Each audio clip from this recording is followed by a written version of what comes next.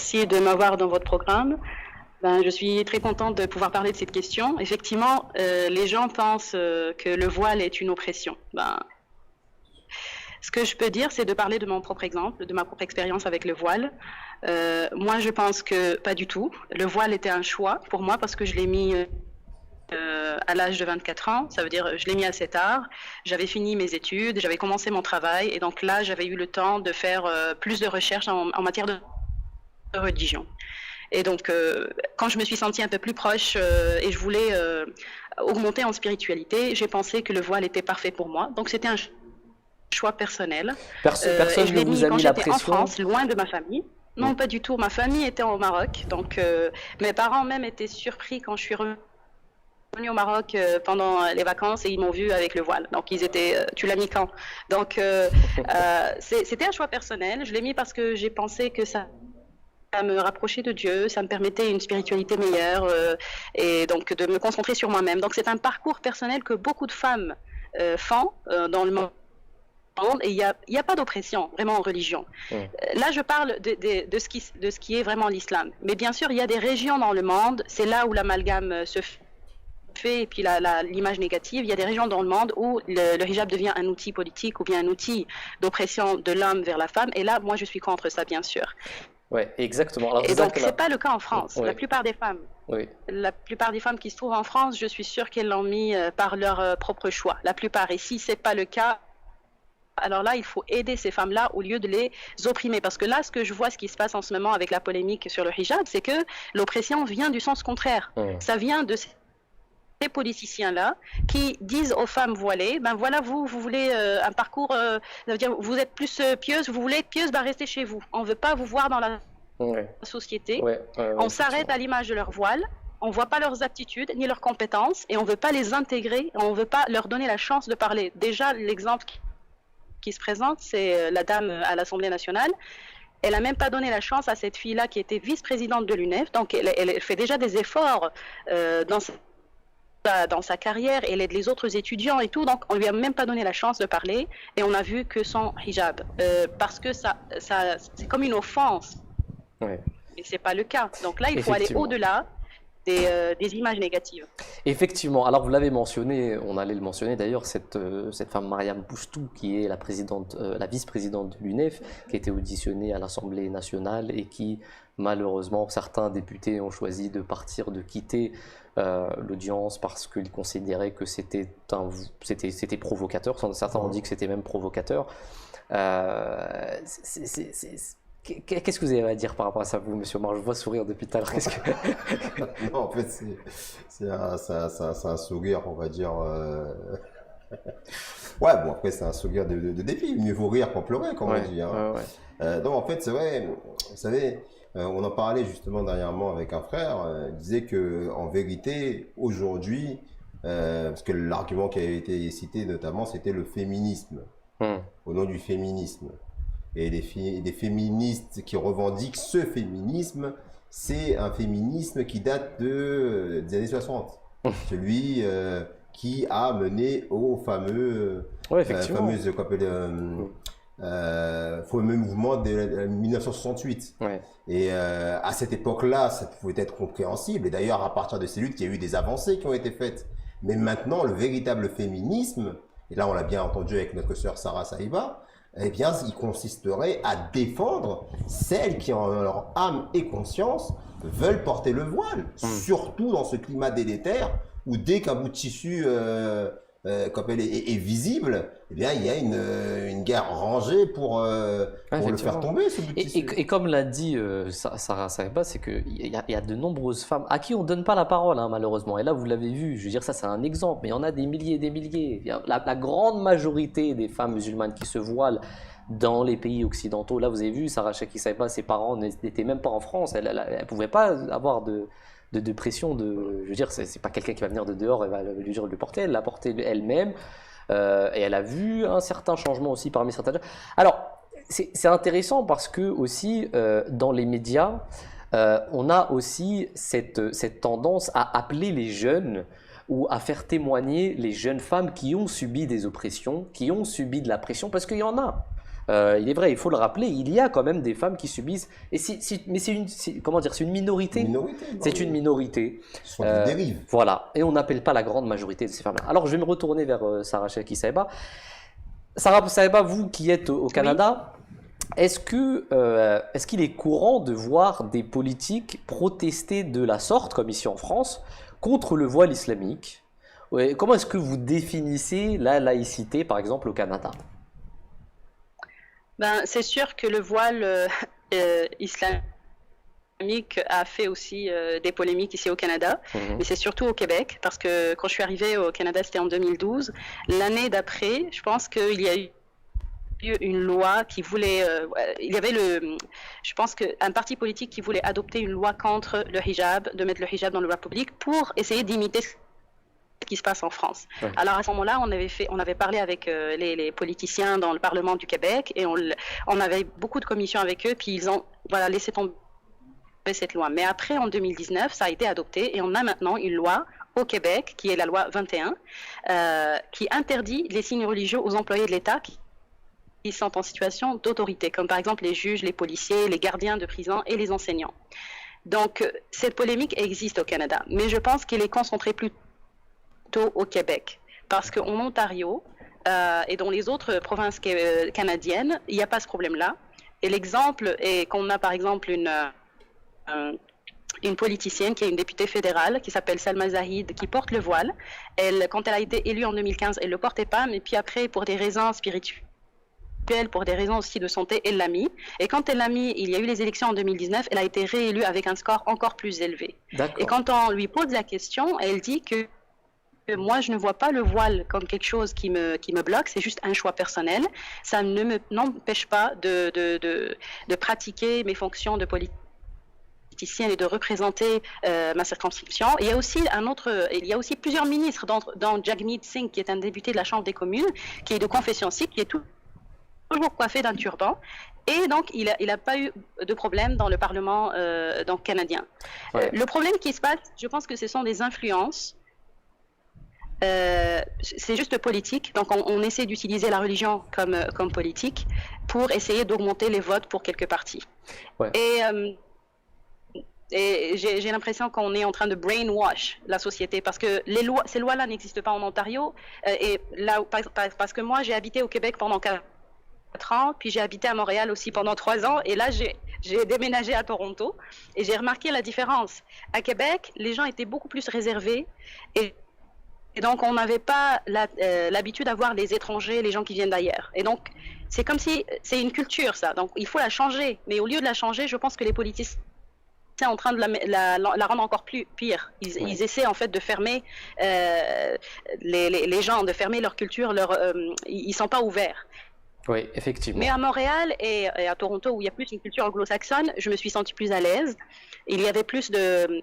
On t'accepte comme tu es. On ne regarde même pas le voile. Je suis étudiante au doctorat, donc je présente dans des conférences scientifiques partout dans le monde et au Canada aussi. Et on m'a jamais fait la remarque que je suis voilée, pourquoi je suis voilée.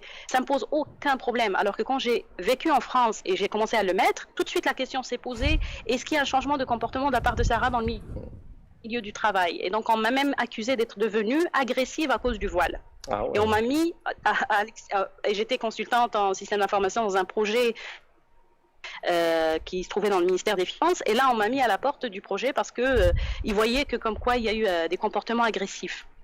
Juste comme ça. Donc, c'était une accusation. Et ça montre que les gens, dans leur, ils n'arrivent pas à comprendre. Et les médias n'aident pas et les politiciens n'aident pas. Il faut voir au-delà du voile. Il faut voir au-delà du couvert du livre pour le juger et essayer d'intégrer la société parce qu'on va pouvoir aider cette société, comme des femmes intelligentes qui ont fait des études. Pourquoi nous mettre à la porte des professions où on peut donner à la société? Donc c'est ça qui me pose un problème. C'est vraiment très... J'arrive pas à le comprendre. Jazakallah, merci beaucoup Sarah. C'est vraiment très intéressant ces réponses. Surtout quand on a... inspirant quand on voit qu'une femme a vu ces différentes sociétés. Moi aussi personnellement, moi qui étais en Angleterre... Enfin, je vis aussi en Angleterre et je vois aussi un peu la différence. Et c'est vrai que c'est assez choquant de voir que le contraste est très différent. Dans les sociétés anglo-saxons, on a l'impression que c'est pas du tout, c'est pas vu comme quelque chose de tabou. Les femmes sont plus intégrées, elles travaillent. On a vu je sais pas comment les appeler, mais des conductrices de bus voilées, des femmes qui travaillent normal, quoi, partout, et ça ne choque personne. Mais c'est vrai que dans les sociétés françaises, ou en tout cas francophones, pardon, c'est vrai que le débat français fait souvent écho dans les sociétés francophones, heureusement pas en Afrique jusqu'à maintenant, j'espère, mais dans les sociétés occidentales, c'est le cas. Et c'est vraiment, vraiment très dommage. Jazakallah, merci beaucoup Sarah Sahiba pour, ce témoignage qui était très intéressant. Monsieur Omar Ahmed Sahib, on va encore parler un peu du voile. Cette fameuse voilée qui présentait des recettes de cuisine le 11 septembre sur BFM TV, on l'a accusée de faire quoi? Qu'est-ce que c'était? Qu'est-ce qui s'était passé exactement? En fait, c'était un tweet qui était assez vicieux, en fait, pour ma part, hein, que je trouve. C'est un tweet qui a essayé de faire un amalgame entre cette jeune femme, toute innocente, avec les atrocités qui ont eu lieu en 2001, le 11 septembre. Et elle a fait un rapport qui n'avait aucunement lieu d'être. En disant, voilà, c'était une provocation qu'une jeune femme voilée présente des recettes de cuisine un 11 septembre. C'est quand même incroyable. Mais c'est quand même, on marche sur la tête, franchement. Mais j'ai bien aimé la réaction de la jeune fille parce que elle a pas mis de l'huile sur le feu, elle n'a pas voulu prolonger le débat. Elle a répondu simplement qu'elle était là et qu'elle se définissait pas seulement que par son voile et qu'en plus c'était quelque chose d'utilité publique puisqu'elle aidait les petits budgets à pouvoir faire la cuisine avec justement peu de moyens.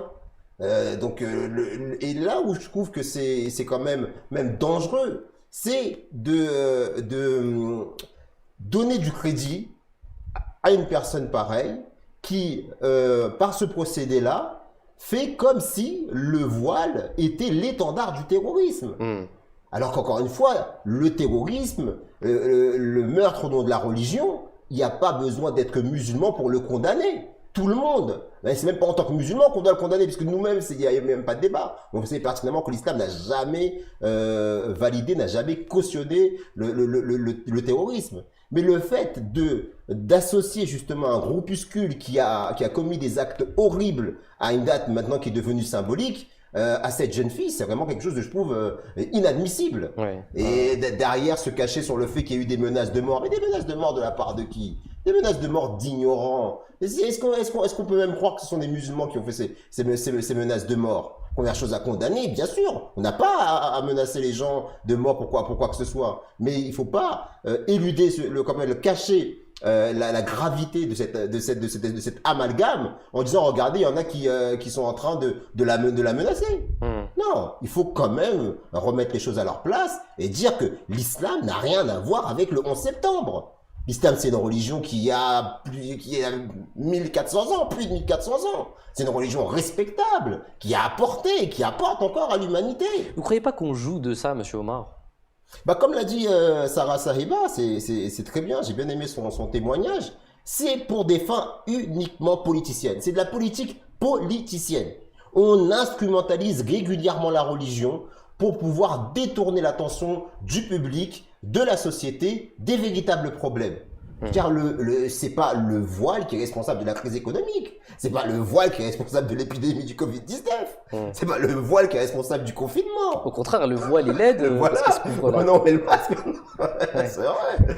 Non, il y a une pure instrumentalisation. Ce témoignage-là de notre sœur est la preuve que agir de cette manière-là, c'est de se priver de ressources humaines, de richesses humaines vraiment importantes, considérables. Vous imaginez une femme qui est musulmane, qui porte son voile et qui participe à l'avancée du pays. Le Canada, c'est pas n'importe quel pays. Et il pourrait y avoir plusieurs femmes voilées qui pourraient aider aussi la France à trouver des solutions concrètes, politiques, dans les cadres des crises et des problèmes que l'on rencontre, plutôt que de voir les musulmans comme un problème. Voyez-les comme composantes à part entière de la société qui peuvent contribuer justement à faire face à tous les défis et tous les dangers qui sont en train de pointer le doigt de nos jours. Jazakallah. Madame Sarah Cherki Sahiba, j'ai une question pour vous. Si vous étiez en face de cette jeune cette jeune étudiante Mariam Bouchtou, qu'est-ce que vous lui diriez? Si vous aviez un message à lui faire passer, qu'est-ce que vous lui diriez, vous qui êtes étudiante aussi, vous qui êtes doctorante? C'est de ne pas laisser tomber, de ne pas te décourager.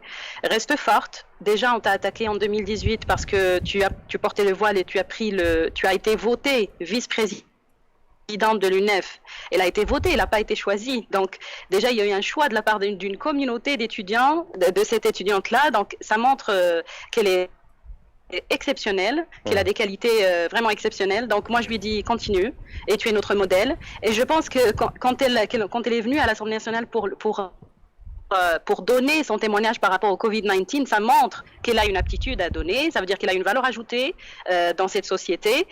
Elle a mis le voile parce que c'est son identité, elle n'a pas provoqué. C'est ce que ça me choque de voir que c'est Madame Ségolène Royal dit que c'est provocateur. C'est pas du tout provocateur. Si moi je mets le voile, le genre dans une institution, n'importe laquelle, je vais pas le remettre, je vais pas l'enlever parce que c'est moi. Je me suis habillée le matin comme ça. C'est mon identité. C'est comme ça que je veux que le monde me voit. Je rentre n'importe où, je dois être respectée comme je suis. Donc, je pense pas que cette fille a provoqué qui que ce soit. Donc, je lui dis juste continue comme ça, tu es un modèle et je pense que, j'espère bien dans le futur que les lois vont changer et automatiquement, si les lois changent, je pense que les gens aussi vont pouvoir ouvrir un peu leur mentalité, c'est vrai. Leur mind, comme on dit. Ouais, leur mentalité. Voilà. Jazakallah, merci beaucoup, Sarah Sahiba, c'est très intéressant. Merci beaucoup, en tout cas, ce message, j'espère qu'il est passé à cette étudiante, à cette syndicate. Alors, Monsieur Mar, vous voulez rajouter quelque chose? Oui, je veux dire une chose, c'est surtout bien préciser, parce que les mots, ils ont leur importance, et souvent les personnes, ils sortent les choses de leur contexte. Quand nous, on parle du fait qu'on aimerait même voir des femmes voilées en politique en France, ça ne veut pas dire pour autant que l'islam est politique. Et c'est pas parce que la femme elle est voilée qu'on voudrait la voir avoir mené une carrière politique ou juridique ou quoi que ce soit. Mais simplement pour dire que la qualité d'un individu ne se résume pas aux vêtements qu'il porte ou ni même aux convictions religieuses qu'il a. Parce que la religion, dans ce cas de figure, souvent il parle du fait que la religion elle doit être reliée au niveau du privé. Eh bien, pourquoi vous ne faites pas ça? Pourquoi vous n'acceptez pas de voir la personne dans ce qu'elle est, pas dans ce qu'elle porte? C'est là le problème. C'est en faisant ça, vous relayez la religion dans le domaine public. Et non plus alors que c'est quelque chose de privé. Est-ce que Maria Pouchtou, elle est venue, elle a réclamé haut et fort l'imposition, soi-disant, de la charia, comme on dit entre guillemets? Non. Elle n'a fait que témoigner, donner son point de vue par rapport à une crise qui nous touche tous. Mais elle l'a pas fait en tant que femme voilée, elle l'a fait d'abord et avant tout en tant que Française, qui participe à la vie civique de son pays. Mais c'est vrai que le voile, c'est une question de pudeur, comme l'a dit Sarah Chaki Sahiba. Je suis comme ça. Vous n'allez pas me demander d'enlever mes vêtements quand je vais venir à une audition. Je veux dire, on ne demande pas à une femme normale qui a une certaine pudeur, qui se limite, je ne sais pas au cou, d'enlever son haut avant de rentrer dans une audition. Vous voyez ce que je veux dire? Exactement, ça sera la même chose pour elle. Voilà, ça ne veut pas dire encore une fois que la personne qui s'habillerait différemment, on est en train de juger sa pudeur. Mais la pudeur d'une femme voilée, c'est son voile. C'est comme si on lui demandait de retirer quelque chose qui est plus intime pour une femme qui n'est pas voilée. C'est important de le préciser, cette chose-là, effectivement. Exactement. Et ça, c'est parce que les gens sont dans la politique politicienne et refusent de voir cette évidence. Pourquoi M. Omar, le 11 septembre, est-il associé à l'islam? Est-ce que le djihad, ça a quelque chose à voir avec ça? Avant d'aller sur cette question... Et avant d'y aller, laissez-moi rappeler quelque chose aux téléspectateurs qui sont en train de nous regarder. Désolé, monsieur Omar, on va y revenir. Aux téléspectateurs qui sont en train de nous regarder, c'est très important. Jazakallah, merci en tout cas, on est à 23, 24 visionnages. N'hésitez pas à partager cette émission, c'est très important. Je vais lire quand même quelques commentaires. On a Amaf Yveline qui nous dit Assalamu alaikum, Bisiriou, Mohamed Lukouman Saheb. Jazakallah, merci de participer à l'émission. Il nous rejoint du Bénin. Nous avons également Anfan Ali, Patrice Mayeko, Sam Bob, Voyage Spirituel, Ori Kietou, Amie Touré, Hadja Touré, Salam Ibrahim, Fatih Kadiri, à toutes ces personnes. Assalamu alaikum wa alaikum assalam. Merci beaucoup de nous suivre dans cette émission. Encore une fois, partagez l'émission, c'est très important. Je voulais aussi rappeler une autre chose parce qu'on m'avait demandé de le faire et c'est très important. Hier, il y avait le Téléthon d'Humanity First. Le Téléthon d'Humanity First, il était en direct sur la chaîne MTA Français, non seulement sur MTA Français, mais également sur la chaîne YouTube d'Humanity First France et vous aviez la possibilité de faire des dons. Et c'est encore le cas. Vous avez encore la possibilité de faire vos dons. Je vais quand même rappeler aux téléspectateurs qui n'ont pas pu participer hier qu'aujourd'hui aussi vous avez possibilité de le faire en allant sur téléthon.humanityfirst.org. Ou sinon vous pouvez aussi appeler le numéro suivant 01 73 03 44 09. Donc je le rappelle encore une fois 01 73 03 44 09. Si vous n'êtes pas de France, le code c'est plus 33. Mais en tout cas, on incite toutes ces personnes à vraiment à donner ce que vous pouvez. Vous savez très bien que l'Humanity First France, vous savez quoi, elles ont même pas besoin de prouver quoi que ce soit, puisque c'est tellement visible en France, c'est tellement visible toutes les activités qu'ils sont en train de faire qu'il faut absolument contribuer et leur donner et les aider dans leurs tâches, dans leurs différentes tâches. Voilà, donc ça c'était pour le rappel. On va continuer. Monsieur Omar, est-ce que le 11 septembre a quelque chose à voir avec le djihad? Oui, je pense qu'on va passer peut-être par rapport à un autre sujet, mais je crois qu'il y a une question sur le voile. D'accord. Et cette question, elle est où, monsieur Omar? Il nous dit, ma question est la suivante. Ma fille Bouchra est élève en classe de 5e dans un collège catholique au Bénin où on lui interdit de porter le voile. Alors malheureusement, moi je croyais que l'Afrique elle était exemptée de ce problème, mais malheureusement ça arrive aussi là-bas. Après la classe de 6e, elle refuse de fréquenter cette école de 6e, elle refuse de fréquenter cette école l'année académique prochaine. Que dois-je faire? Elle a 14 ans. Merci, jazakumullah hasan al-jaza. Monsieur Omar Ahmed Saïd. Ouais. Bah, c'est vrai que c'est malheureux quand même qu'on arrive encore à faire des choses comme ça en Afrique, c'est dommage. Ça me fait penser, avant de répondre, ça me fait penser à ce qui s'était passé, ce qui se passait justement au Nigeria. En plus, c'était au début du XXe siècle, je crois, ou au début ou milieu du XXe siècle, où la condition d'entrée, de pouvoir bénéficier d'études, elle a été conditionnée à la conversion au christianisme. Okay. Et la Jamaat Ahmadiyya, elle avait révolutionné les choses puisqu'elle avait commencé dans le cadre du plan, même avant le plan Nusrat Jahan, elle a commencé à construire des écoles primaires universelles, primaires et secondaires universelles pour toutes les communautés indépendamment de leur religion, de leur race, de leur culture, ou leur couleur. Donc là, ça c'est un point, c'est important de préciser parce que c'est l'enseignement de l'islam. Et donc là, la première chose, c'est déjà, je trouve ça triste qu'une école refuse d'accepter un individu sous prétexte de sa religion. Pour le coup, elle veut bien l'accepter, mais à partir du moment où elle se défait de ses convictions religieuses. En tous les cas, sur une marque ostensible, un signe ostensible de sa religion.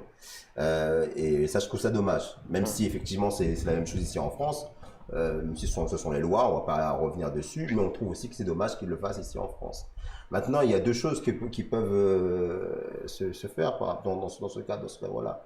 Si le frère il a la possibilité de pouvoir mettre sa fille, parce qu'en plus ce qui est intéressant là-dessus, c'est que c'est la fille elle-même qui dit qu'elle veut garder son voile. Ils n'ont pas la pression du père. Elle n'a pas la pression du père. C'est même le père qui est en difficulté là et qui se dit qu'est-ce que je dois faire. Ma fille elle refuse d'aller à l'école parce que on ne lui permet pas d'exprimer sa conviction religieuse. Et là on n'est pas dans le prosélytisme.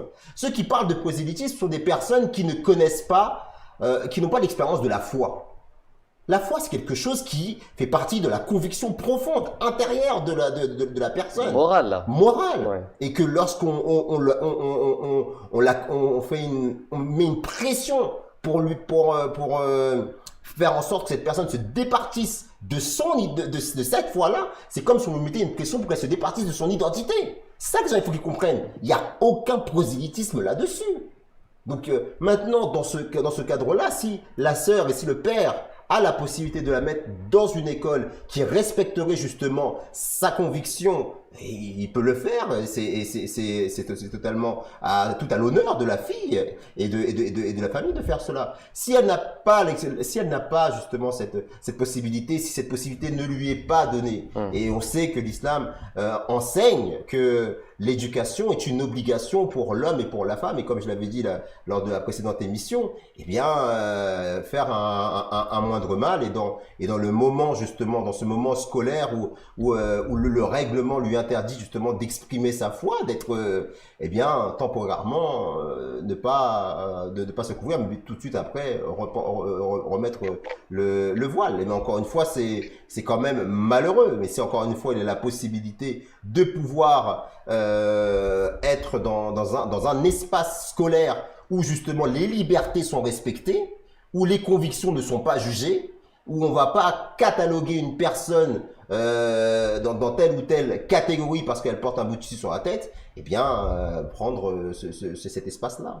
Sarah Cherki Sahiba, est-ce que vous êtes encore avec nous? Oui, je suis toujours là. On va vous poser cette question. Si ça vous arrivait à vous, qu'on vous demande d'enlever le voile pour aller à l'université, qu'est-ce que vous auriez fait? C'est une question assez difficile. Ben, si c'est la loi, ben,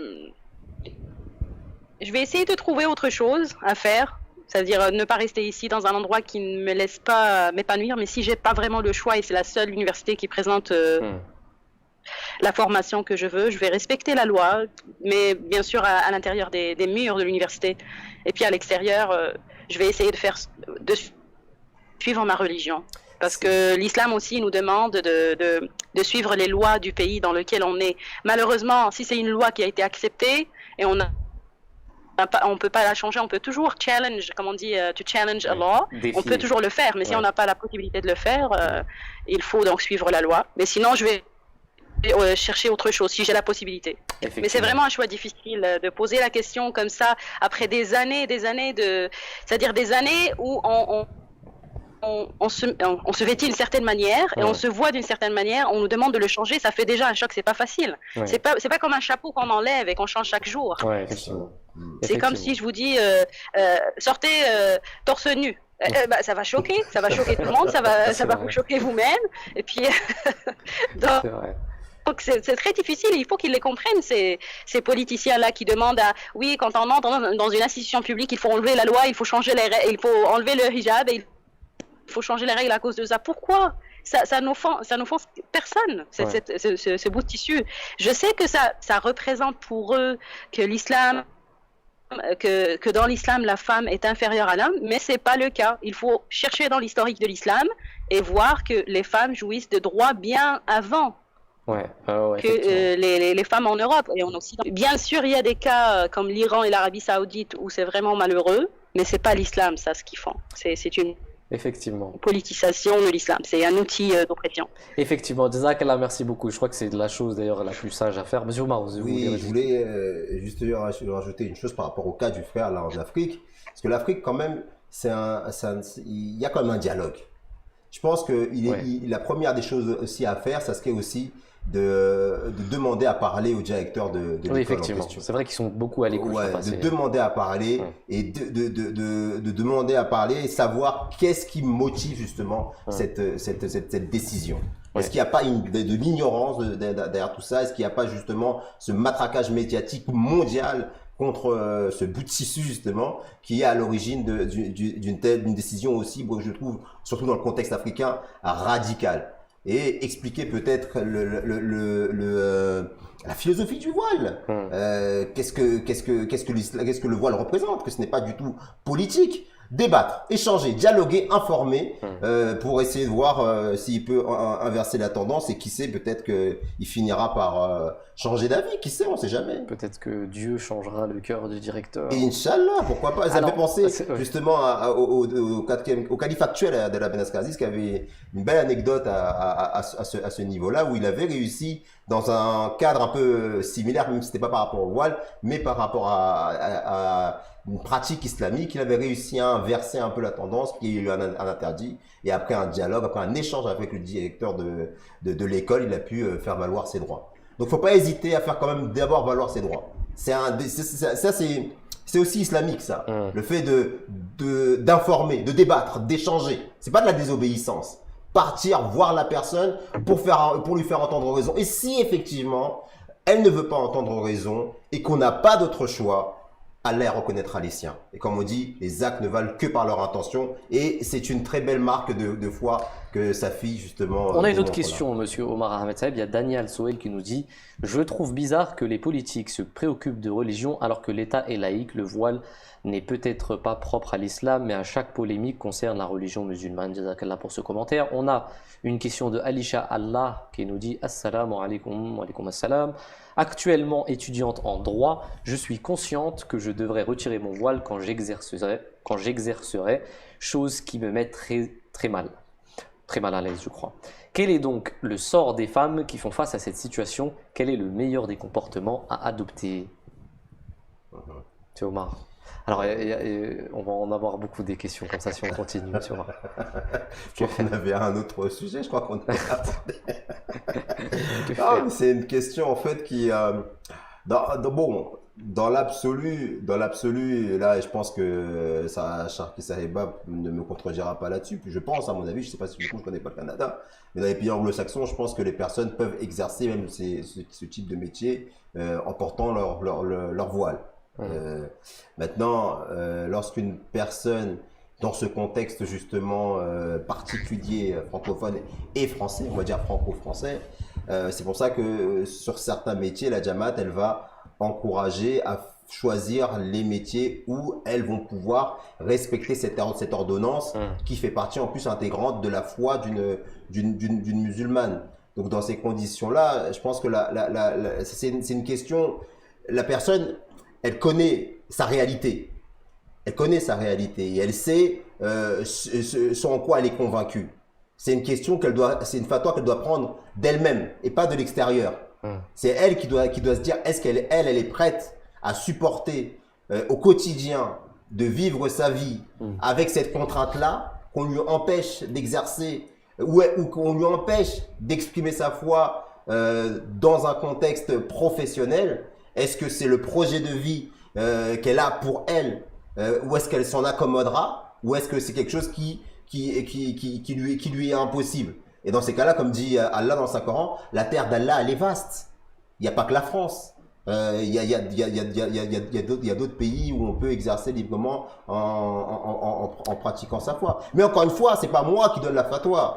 C'est comme dans ces questions-là, c'est l'individu qui doit décider d'elle-même. D'accord. Sarah Sharky Sahiba, vous avez entendu la question. Vous avez quelque chose par rapport à dire par rapport à cela? Oui, donc elle veut être juge ou elle veut être dans la justice, c'est ça? Et puis ouais, je crois vraisemblablement elle est dans le droit. En plus, le droit c'est vaste. Il y a des endroits où elle pourra le porter. Oui, effectivement. Ouais.